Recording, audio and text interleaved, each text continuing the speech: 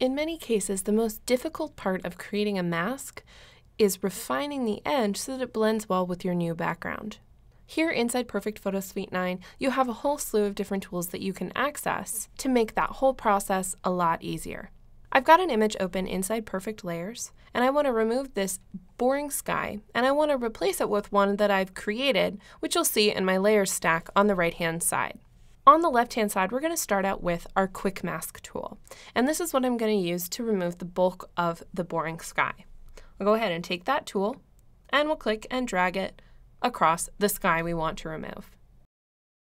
Now, when we're looking at our image with the sky removed, at first, it looks as though it did a really great job, and most of the time the Quick Mask tool gets me about 90% of the way to a great mask. However, when we turn our new background sky on, you'll see that there's a lot of leftover gray from the boring sky that we really need to go through and clean up. So there are a couple of different tools that we can access to do just that.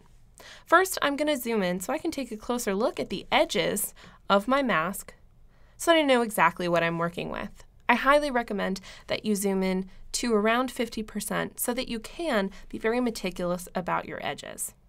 Now, the first tool that I like to access is called the Perfect Brush, and you'll find it by selecting our classic masking brush on the left-hand side of the screen and going up to the tool options bar and making sure that Perfect Brush has been checked. Now, the way the Perfect Brush works is based on color differentiation. When I hover my mouse over my image, you'll see that I get a brush icon, and right in the center is a little minus sign. Anywhere that this minus sign goes, it will sample color information to remove.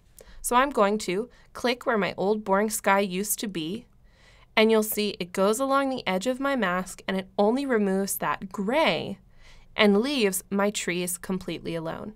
This is a really good way to clean up the edge of your mask and get rid of some of those little excess pockets that didn't quite get removed by the Quick Mask tool. Now, obviously, there's still a little bit of work here that I'm going to need to do, but the Perfect Brush is a really great starting point. Now, to get even closer to the edge, we've got a couple of other tools that we can access. The first is called the Refine brush, and it does just what it sounds like. It refines the edge of a mask that you've already created.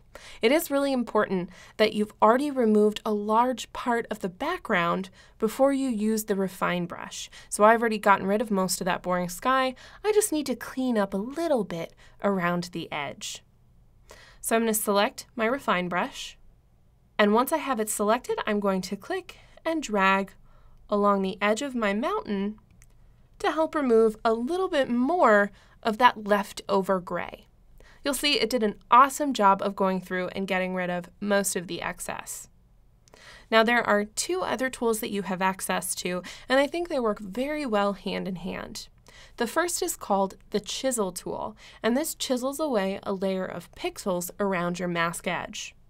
The Blur tool beneath it blurs the edge of your mask to get a softer transition between your foreground and your background. Depending on the focus of the background of your image, you may need to use that blur tool to soften that transition. Other images, you won't have to worry about it, so you'll have to use your own discretion depending on the image that you're using. Now first, let's demonstrate the Chisel tool. I'm going to select it. It's right underneath the Refine brush. Up in the tool options bar, it's really important you pay attention to the amount. This is the amount of pixels that it's going to remove, and you can raise it to remove more or lower it to remove less. I'm going to leave it right around 10, and I'm just going to click and drag along my mask edge. You'll see it's getting rid of that little last bit of white from my leftover sky, even left by the Refine brush, and as we run it over the last little bit of my mask, you'll see it's doing the same thing. It's just getting rid of that last tiny little bit. Now, the Blur tool, right underneath the Chisel tool, is controlled by going up to the tool options bar and again, accessing the amount slider. This is just the amount of blur you're going to apply, and the higher the number, the more blur. Most of the time, I like to keep this very low, somewhere around 2 through 4. I like to add just a little bit of blur at a time because you want to be very careful of not going overboard. I'll go ahead and just take this tool and I'm just going to run it right along the edge of my mask very slowly, just to soften that edge a little bit. And then once I blur it, a lot of the times I'm going to go back in and chisel away just a few more pixels to get rid of any haloing that the blurring might have produced. So I'll take my chisel tool, I'm going to lower the amount down really low, and I'm just going to get rid of that last little tiny bit of pixel information.